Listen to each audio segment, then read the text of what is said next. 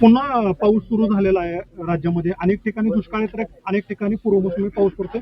शेतकऱ्याचं नुकसान झालंय, बागांची नासाडी झाली, घरं पडलेत. मदतीची अपेक्षा आहे शेतकऱ्याला.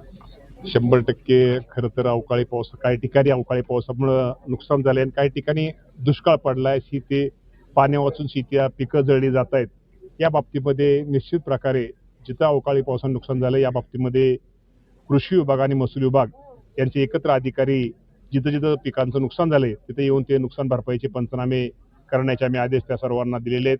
मुख्यमंत्र्यांनी या बाबतीमध्ये घोषणा केलेली आहे आणि लवकरात लवकर हे पंचनामे पूर्ण करून नुकसान भरपाईचं तो अहवाल आम्हाला प्राप्त होताच आम्ही ते शेतकरी राज्यातल्या सर्व शेतकऱ्यांना मदत दिली जाईल. विदर्भ मराठवाड्यामध्ये इंधन टंचाई जाणवते. शेतकऱ्यांकडून सातबारा चेक करून किंवा आर्थिक चेक करून नियंत्रण ठेवण्यासाठी केलं जाते, पण शेतकऱ्यांमध्ये नाराजी आहे. या बाबतीमध्ये आम्ही सर्व कलेक्टरांना सूचना दिलेल्या आहेत. खरं तर मी आपल्या माध्यमातून माझ्या सगळ्या शेतकरी बांधवांना आव्हान करतो, विनंती करतो, कुठेही राज्यामध्ये पेट्रोल डिझेलचा साठा अपुरा नाहीये. साठा हा व्यवस्थित आहे, परंतु विनाकारण कुणीतरी अफवा पसरवतोय आणि विनाकारण त्याच्यामुळं रोजचा खप हा 20% त्या भागातला वाढलेला आहे.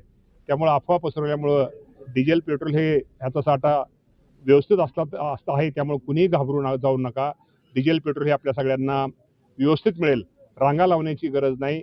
नेहमीप्रमाणे तुम्ही पेट्रोल डिझेल भरा हे आपल्या माध्यमातून सांगतो आणि अफवांवरती विश्वास ठेवू नका. इंदापूरमध्ये पाणी प्रश्न पेटला आहे. खडकवासल्याचं पाणी मिळत नाही, लोकांची पिके जळत आहेत. उद्या सिंचन भवनावरती मोर्चा आहे.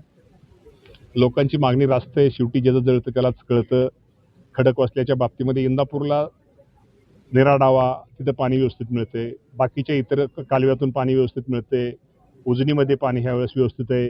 फक्त विषय तो खडकवासल्याचा आहे. खडकवासल्याच्या नियोजनामध्ये आम्ही त्याप्रमाणे रोटेशन होतं, परंतु आपल्या सगळ्यांना माहिती आहे की जलसंपदाच्या अधिकाऱ्यांच्या चुकीमुळं जो कॅनल फुरसुंगी पुण्याची शेजारची जी फुरसुंगी आहे तिथं फुरसुंगीला 1150 क्युसेसनी पाणी मिळायला पाहिजे होतं, पण ते 1000 क्युसेसनी कॅनलच्या 1000 क्युसेसच्या पुढे गेला की तिथला कॅनल फुटतोय आणि तिथं खूप मोठी लोकवस्ती आहे. त्यामुळे खूप मोठा धोका असल्यामुळे 1000 क्युसेसनी त्यांना पाणी सोडता येत नाही.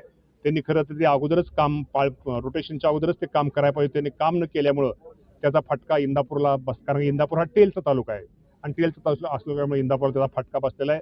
आणि उद्या निश्चित प्रकारे आमचे शेतकरी मी स्वतः सुद्धा अधिकाऱ्यांना तो जाब विचारणार आहे. खरं तर अधिकाऱ्यांच्या चुकीमुळे इंदापूरच्या शेतकऱ्यांचं खूप मोठं नुकसान फक्त खडकवासल्या शेतकऱ्यांचं झालेलं आहे. काय कारवाई होणार? तुम्ही कारवाई 100% उद्या आता माहिती तर घेतो आणि त्याप्रमाणे करणारच ना. चुकाला शेवटी शेतकऱ्यांची काय चूक आहे? तुमचा कालवा किती चालवायचा, कमी चालवायचा, हजाराने चालवायचा, 11.5 शेतकरी यात कुठं चूक नाही. ही पूर्ण अधिकाऱ्यांची चूक आहे.